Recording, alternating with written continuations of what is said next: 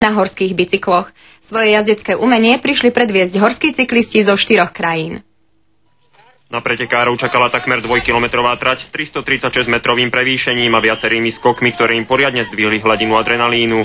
Na rozdiel od minulého roka však účastníci nemuseli súperiť s vrtochmi počasia. Minulý rok bol totálny dážď, strašné peklo, takéto ešte nikdy nebolo. A teraz aj pre divákov je to super, aj tí jazdci majú suchú trať, čiže zažijú tú podkenskú trať tak, ako má byť. Rýchla, prach, bomby furt. V hlavnej kategórii sa presadili favoriti. Tretí skončil Čech Vlastimil Hinčica. Druhá pozícia patrila Jánovi Javorníkovi a prvenstvo si podľa predpokladov odniesol Filip Polc. Viac ako súperi preverila 13. muža svetového rebríčka náročná podkonická trať.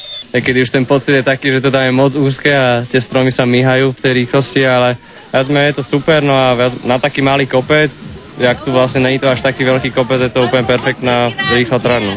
Jasné to bolo aj medzi ženami, kde kráľovala Katarína Šišková. Juniorské prvenstvo patrilo Martinovi Mikulenkovi.